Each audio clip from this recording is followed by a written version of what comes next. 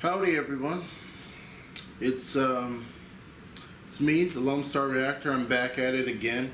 I know it's been a while. I wanted to do a brief channel update about the future of this channel and my situation right now. YouTube is out of control. I've tried to review an episode of Breaking Bad and Game of Thrones, and no matter how many times I try to trim it, try to get it down, or just try to remove content that would get it flagged, I get it flagged anyway, and it was just really demoralizing. And look, I know reaction videos, a lot of people say not a lot of effort goes into them. As far as the actual video itself, no, you're just sitting and watching something, but the editing, processing, syncing all the audio and all that, it's a bit of a more painstaking process. Not that I'm complaining, anything worth doing is going to take effort, but it's just such a kick in the gut when no matter, you have to keep re-editing it, and there's just so much footage that you have to get rid of, so many reaction shots you have to get rid of. That's why some of when I was rewatching some of my old content, I was noticing that I seemed kind of blasé, but that's because the stuff I wanted to react to, I had to get, like, the stuff that got the biggest reactions out of me, I had to get rid of. So that's why some of the more recent videos before I just stopped altogether seemed kind of boring. So my future, the plan moving forward, well, right now I will be moving in about a few months or so. I'll try to get my own place soon. When I get my own place and I get more situated, I'll be able to do more regular reaction videos. But for the time being, it's probably just going to be my thoughts on stuff. My opinions on things, and what I expect to see or not see in any particular franchise or pop culture entertainment. Which brings us to today's video. Today's video I'll be talking about The Batman. The movie's been on my mind recently. I had seen it twice already, and I definitely felt more engaged with it the first time. But before I get into my thoughts about it, I more or less want to talk about my expectations for it. And Matt Reeves directing it. The first Matt Reeves film I'd ever seen was Cloverfield. And as far as I'm concerned, Matt Reeves is probably the only Bad Robot alumni that I feel is really talented. J.J. Abrams is more Diet Spielberg. I mean, it's worked for him. It's very lucrative. Robert Orci and Alex Kurtzman have completely destroyed Star Trek. So yeah, I gotta lean more towards Matt Reeves because I feel his other work, the Planet of the Apes films, and there was another horror film he had done. It had Chloe Grace Moretz in it. That was good. I can't remember the name of it right now. That was a good film. He had directed that. And he had said that this film was going to be more mystery and more of a crime film. So, one thing I noticed about the early screening, when I left, I heard some people grumbling saying, oh, that movie was boring. And I kind of felt bad for them because they were going in expecting an action film. And if you go in expecting an action film, you are going to be disappointed. But it's just funny to me that Batman is not one, he debuted in detective comics, and two, he's called the world's greatest detective. And as far as that being portrayed on screen, we never really saw any of that.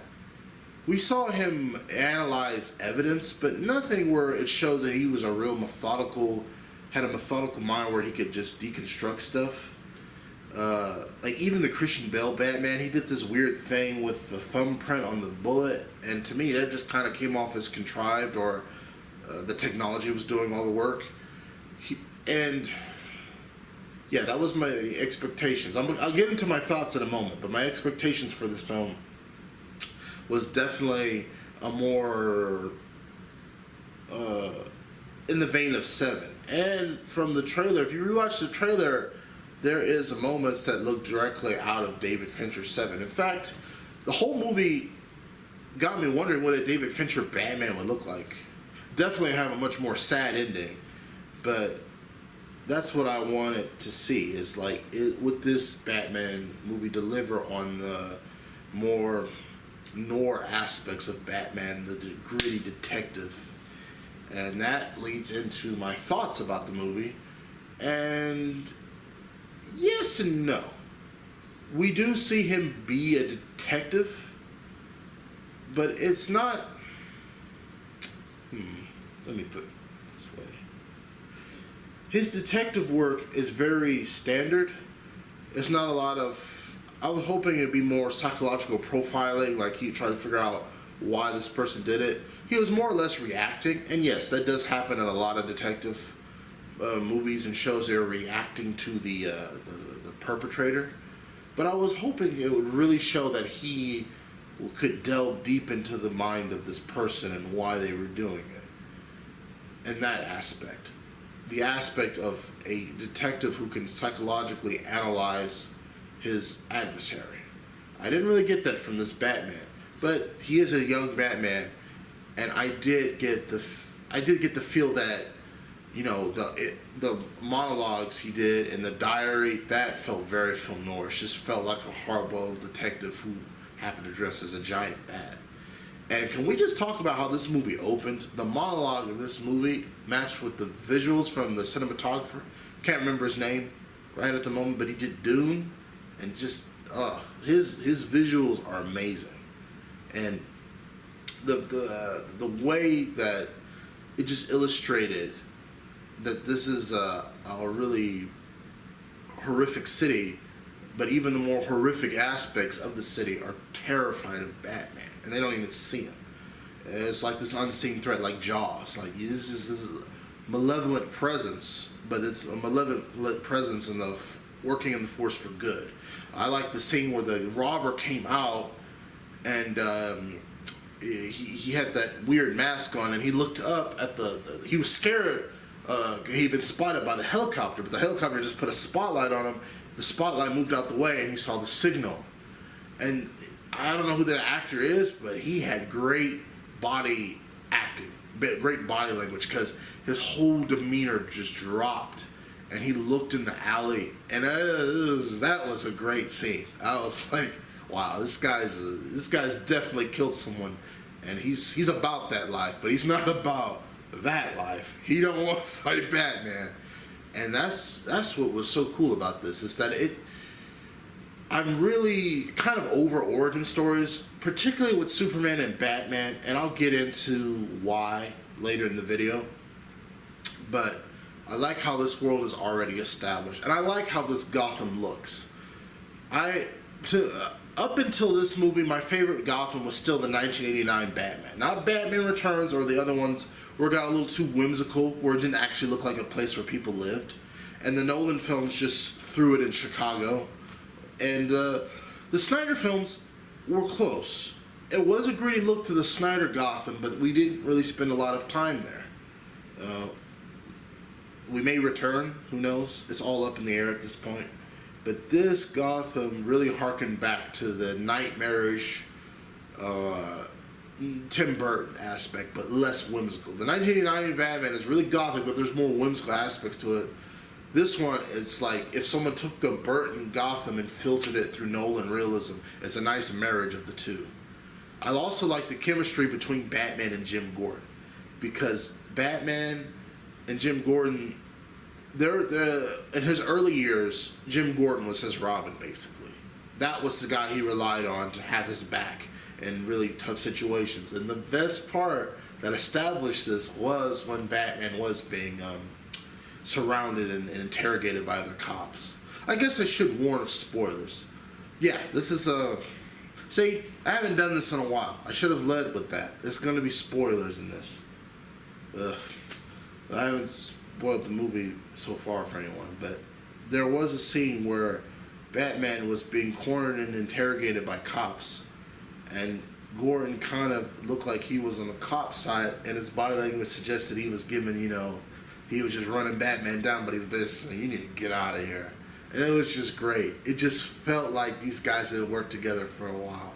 And if we're talking about, right, let's get into it. The thing that people love about Batman, sometimes more than Batman himself, is the villain. So we gotta talk about them. Catwoman. How this Catwoman stacks up against Michelle Pfeiffer's Catwoman it's weird. The Michelle Pfeiffer Catwoman owes very little to the comics except the name and the look. But as far as the really femme fatale, walking the line between good and bad, I still think Michelle Pfeiffer hasn't been touched in that regard. Anne Hathaway was more or less an anti-hero, a really hands-on Bond girl, if you will. This one, same thing. I think people just aren't comfortable with the idea that Catwoman can still lean really into the dark side, where she can just screw over everyone, even Batman.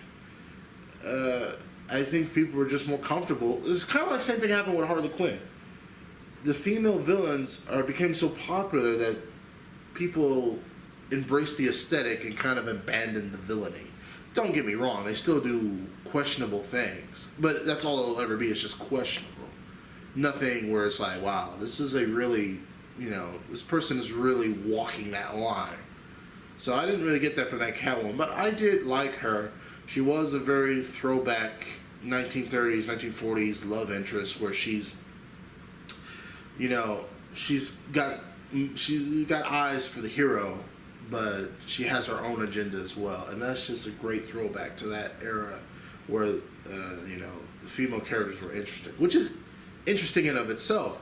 We always pride ourselves now with these really strong, amazing female characters, and it is good we're getting more female characters, but people tend to forget back then, even in a more, I guess you could say, less enlightened time in the 30s and 40s, the female characters were really, really engaging. They weren't two-dimensional, and they weren't just tropes. They felt like people. And Catwoman feels like a person. You understand her motivations. You understand why she's doing this. Nothing she does is out of character, and that's the best thing you can hope for when you're watching fiction.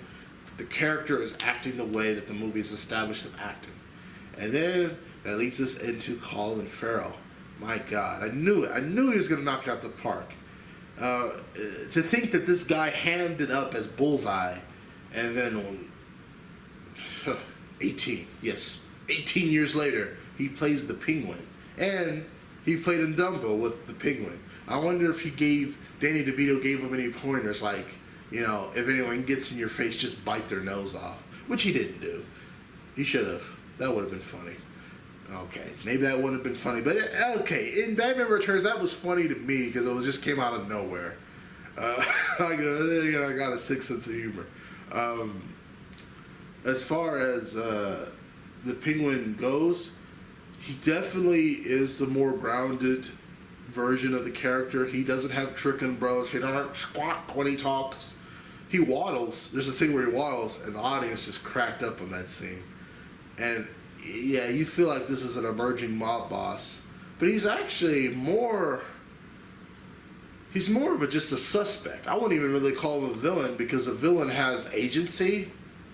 He's more of a flunky to Falcone, and Falcone, you could argue, is maybe the real villain. It's funny. The trailers portrayed the Riddler as the main villain, but again, the Riddler kind of leans more into anti-hero territory. Because the Riddler, originally the character was just written as this narcissistic psychopath who just wanted to prove he was smart. How the Riddler operates is, if you throw him in jail, but you didn't solve his riddle, in his mind he won. Because he's just that far gone. He just is an egomaniac who's out of control. This one had a more... It's weird. His motivations fall more in line with what you would see like Antifa doing or like a social justice movement doing, but his online persona felt more like a 4chan kind of thing, not too different from what's his name, like an Elliot Rodgers kind of feel, like dark web weirdo kind. So he was like a marriage. His politics was more, if you could say his politics, if he had any at all, they were definitely more, let's destroy the status quo, let's tear it down. And that's not really left-wing or right-wing. Both the left and right kind of hate the status quo right now. And there is a lot of political overtones in this, how people are just so disillusioned with the system that they just want to destroy it. It's sort of a nihilistic outlook on the thing, on the whole stage of our world. and it was like seeing like more recent villains like Killmonger and stuff. And yeah, I liked Paul Dano's Riddler. He was definitely funny. He was really funny, and this was a disturbed mind. And I'm glad it wasn't just a Frank Gorshin / Jim Carrey version of the character. But I was hoping for much more subdued. Like he wasn't campy, but he was definitely animated. And I was hoping for more like John Doe from Seven. Not exactly like John Doe, but he would have an outburst of anger, but that's only after he'd been calm for a relatively long time, which makes the outburst more unsettling. This Riddler right off the bat, you feel like something's off. You're kind of even wondering if he's on the spectrum. And that's as far as the supervillains go. Is Catwoman a supervillain? I don't know. Would a mobster be considered a supervillain? The semantics of that are kind of weird. Because Falcone, he's a more traditional mobster, and like I said, he's more the real villain of this. He's the center of this mystery. But I guess, yeah, well, leave it down in the comments what you think qualifies someone to be a supervillain. But that was my thoughts on the movie. Those were my thoughts, and this is my hope going forward. I could see a lot of things that kind of reminded me of the Nolan films, and that's not necessarily a good thing. Because here's my thing with the Nolan films. A lot of people said that they were kind of embarrassed by the source material. Christopher Nolan came off as someone embarrassed by the source material. And I think there is a little bit of truth in that. I think he didn't want to go all the way with it because he was afraid people wouldn't take it seriously. Which, if the movie, in my opinion, if the movie's directed well enough and acted well enough, you can get an audience to believe anything. Jaws is a pretty ridiculous movie when you think about it. Like a giant shark that can pull down 3 air-filled barrels, chew on a tank. It's basically indestructible and just gets blown up. It sounds ridiculous, but if you direct it legitimately enough, I think you can get away with it. So I don't really think leaving out fantastical aspects really helps Batman stories.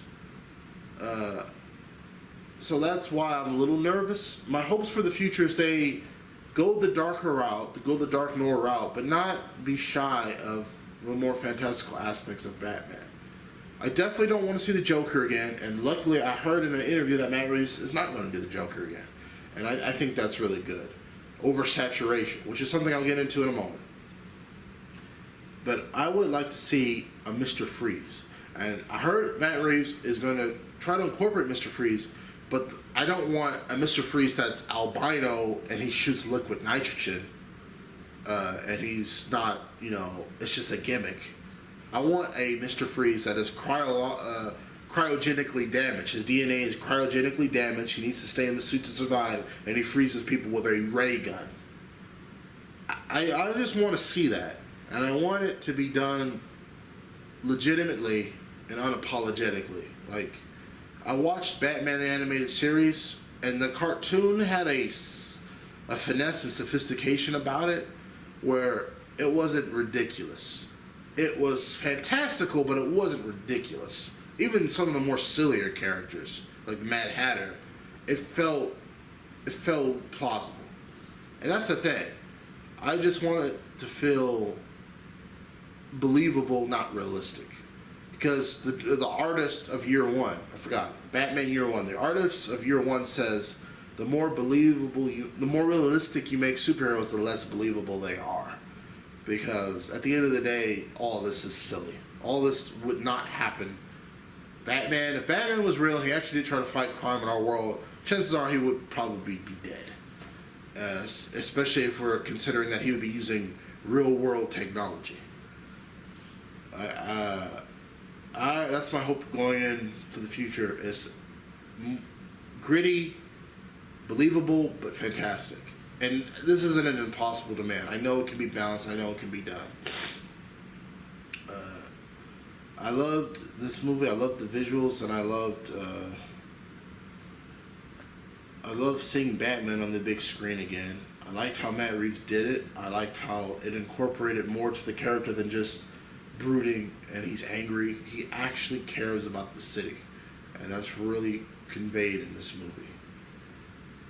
While I'm on the subject of Batman, how I feel about two iterations of Batman, because I heard a rumor that Ben Affleck's Batman is coming back, and between Pattinson and Affleck, I feel Pattinson is a better representation of what Batman is. Affleck just comes across as a broken man. And there is, I guess there can be an iteration of Batman, the broken man, but I find it less compelling because one of the things, Batman's true superpower is his iron will. And to me, it would be much more compelling that all this horrible stuff happened to Batman, he still doesn't kill people. That, to me, makes him a hero. All the most horrific things can happen to him in his life, and he still abides by that code because he has an iron will. A lot of people think that's dumb. A lot of people think that makes the character a joke. I've seen all the jokes like Batman could have executed Joker. That's the point. Therein lies the conflict between him being a hero, a vigilante, and just a full-on villain. And the thing about Batman killing is, what's weird is when you have a Batman that is mowing people down with machine guns and is just killing people, doesn't that make the whole dressing up as a bat thing kind of redundant? You know what I mean? Like, why not just be the Punisher? Why not dress up in military fatigues and just mow people down? Because the reason he's dressing up as a bat is he's trying to scare people. It's damn near impossible to scare a corpse. They're dead. So I don't understand why people are fascinated with Batman killing when it makes the character itself redundant, and you basically just get a new character anyway. So yeah, I like that this Batman doesn't kill, because if he killed, we wouldn't have a rogues gallery, and he has the best rogues gallery in comic books. Honorable mention to Spider-Man, though. Spider-Man has some cool villains too.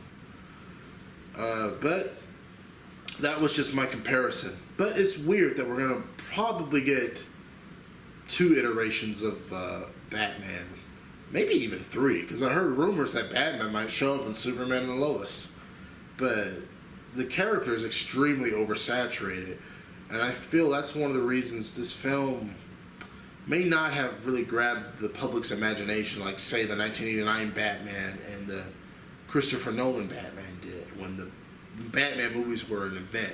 I feel Batman has kind of become the Star Wars of the DC franchise, where there's lots of good gems, a lot of good content still being produced, but there's just so much oversaturation. There's a Batwoman show, a Harley Quinn show, Birds of Prey, Batman's been rebooted.